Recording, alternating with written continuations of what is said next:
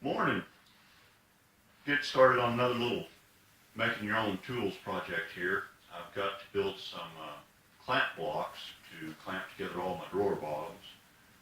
I've got a whole bunch of them that I've made over a period of years, but I need a few more, and they're not that hard to build. A little bit time consuming, but you know,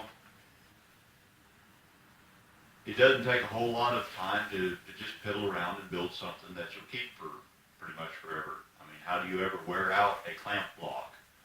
So anyway, we'll back up here a little bit and I'll show you what I'm talking about. Okay, these ones here, I made these a few years ago, 3 or 4 years ago. I was making a big chest of drawers or can't remember if I was making a chest of drawers or making a hope chest for a foster daughter that we used to have. But anyway, I needed to clamp a big, it was, I think the chest of drawers was, 5 foot tall, 3 foot, 4 foot wide. And you know, to clamp something like that with bar clamps and manage it is hard. So I made these up then. I made them square. The ones we're going to make today are going to be round because I think it's going to be faster. I got a little inspiration the other day from some kraut. His name's Stefan Gottswinter or something. He does some really cool machining. If I knew how to put a link on YouTube, I would link over to him. I think he's in some of my subscriptions too, on my homepage for YouTube. But check out that kraut. You'll know his name when you see it. I mean, it's a kraut name, and he is a pretty cool guy. So anyway, you know, it's got a hole in the middle so that it doesn't bind on the corner. You've got 2 pads that actually apply the force of clamping. So you're going to have one pad clamping this way, or pushing this way, one pad pushing this way. They work really, really good. I got the original idea from watching Roy Underhill years and years ago, and I'm sure he didn't invent the idea. It probably was in, you know, somebody probably come up with this idea probably in Jesus's time. I mean, ever since there was glue and rope, somebody come up with this idea. This is not rocket surgery. So anyway, let me put these together and quit blabbermouthing, and we'll show you how these work if you ain't never seen it. So your rope goes around here like so, and you kind of use the wag system, put your little hay hauler's knot in here.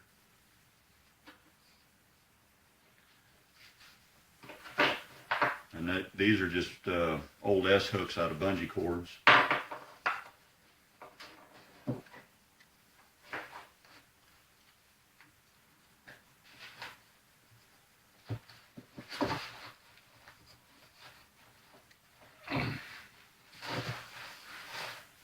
And by doing it like that, making loops over it like that, man, you can get these incredibly tight.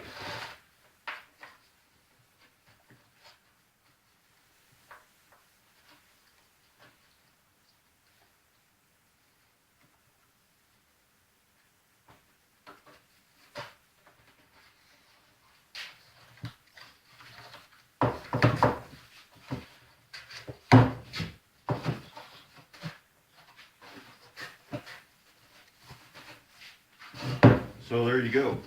I mean, these are,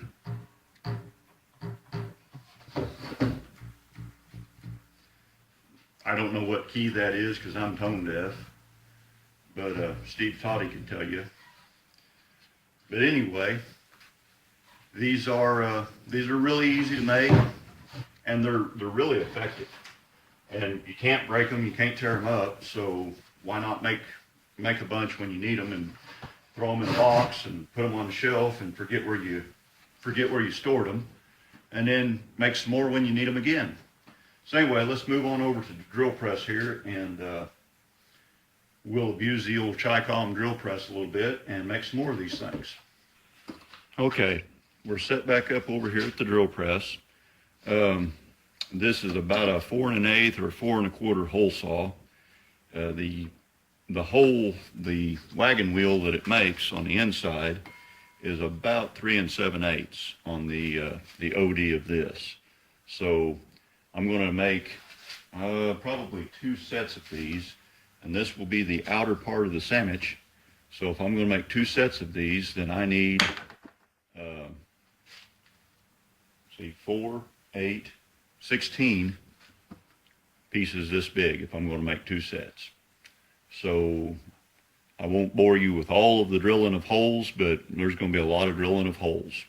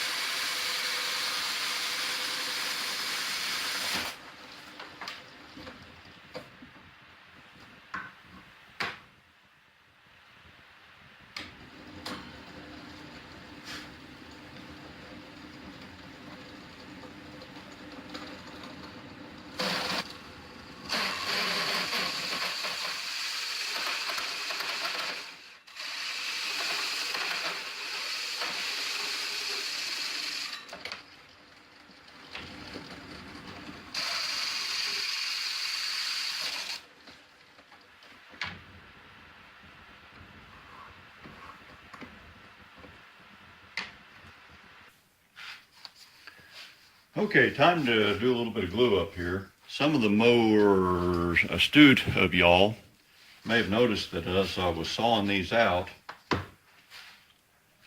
I made a flat spot. I set my backstop to where I left a void there, and it left a flat spot. Okay, that's really just for alignment.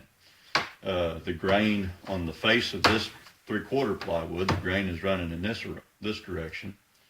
And there's the flat spot on this 3/8 plywood, and the grain is running in this direction. And that just helps me to halfway align my grain directions to give it just a little bit more strength. Because, if your grain is all running in the same direction on the glue joint, then there's more of a chance that the glue is just going to rip the grain or rip the ply off of the plywood. One of the things that I meant to say and forgot was on your outside pieces, you can go ahead and put a little chamfer on there. I just did it with the belt sander. I mean, you don't need to get fancy. We're not going to take these to the fair, so we don't really need to get fancy about it. But I do like to knock off the meanest of the splinters off the edges, and then just take them and, spin them around and rub them against the belt sander and knock off the worst of it.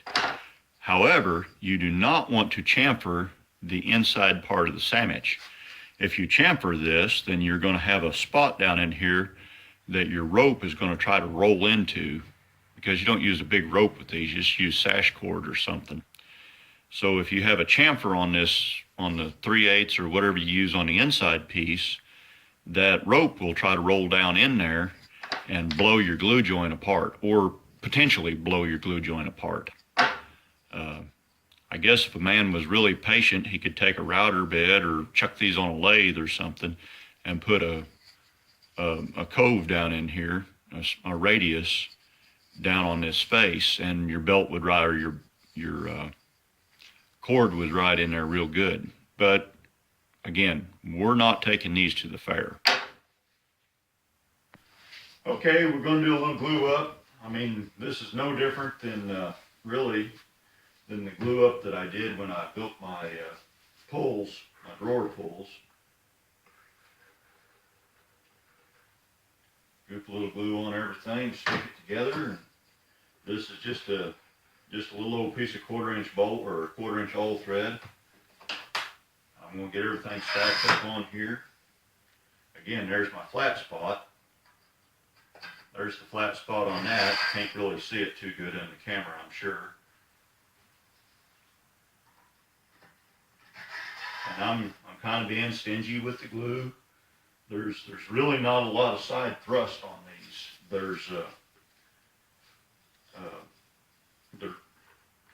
You got to be careful about how you put things together, but it's really, once these dudes are glued together, they ain't going nowhere. And we are going to eventually cut the centers out of them, so you don't have to really get a lot of glue around the bolt hole, which is a good thing, because you don't want it glued to the bolt. You just kind of want to favor the edge.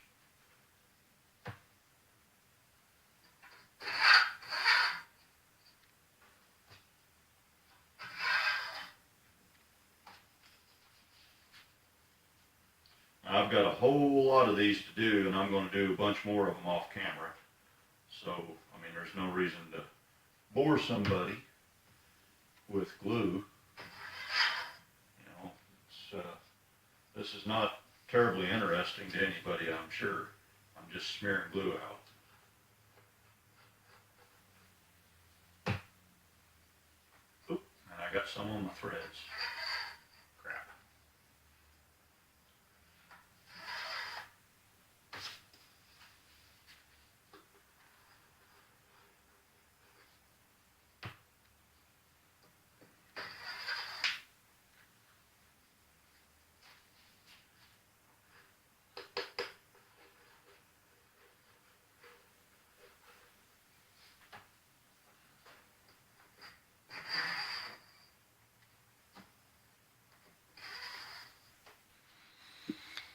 Okay, so we're back over here at the bench. I've got these out of the clamp, got the next batch in.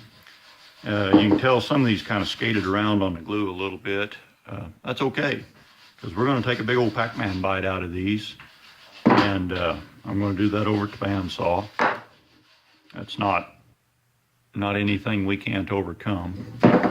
So in order to get my Pac-Man bite, I'm just going to kind of split the difference right there, put the middle of my square, the point of my square right there at the hole, and mark that. And now I'm going to cut me a little relief cut in there like that. And that'll become apparent the reason why here directly. So I'm going to go over to the bandsaw for a minute and I'll be back. Okay, you can see I've cut this one just a little bit, and you can see my Pac-Man notch cut out there. Just doesn't go all the way onto my layout line there. But what that does, that relieves the cut, so the sawdust has got somewhere to go as we drill this. Now, if you tried to drill that all the way through with nowhere for that sawdust to go, it would take forever and a day. So that's all that's purpose is just to relieve the cut, let the sawdust fall out.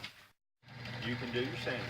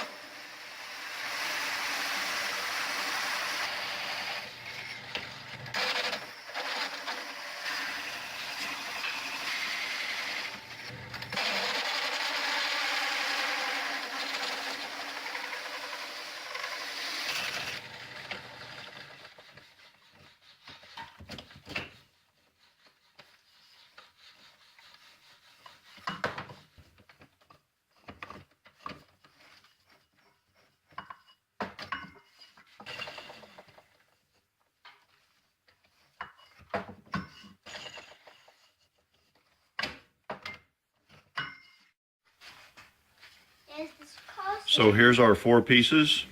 Got the holes knocked out of the middle of them.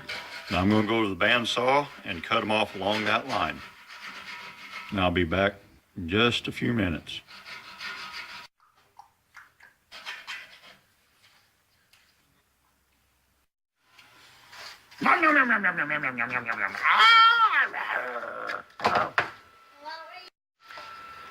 Last thing I'm going to do here is come in on the belt sander, and this is roughly square from this edge to this edge.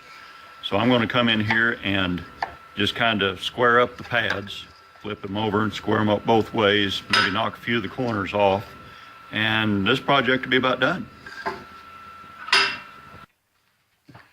Okay, here we are back again, and there's a set of the first set in use.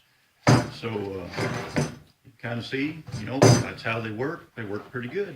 So there you go. We'll be back in a second. Okay, that about wraps up this little project. I hope you enjoyed it. Please like, subscribe, share, tell your friends, tell ever who you want to tell. This little project is just something you can do. Honestly, you could probably make 3 or 4 sets of these in an afternoon. It's a lot faster to do them with the circle cutters than it is to cut out a whole bunch of little squares. It's enormously faster to keep them lined up as you're gluing them this way. The other way, just stacking them out of squares, it is a pain in the neck to keep these things lined up. That's about all I got to say about that. Y'all have a good one. Take care.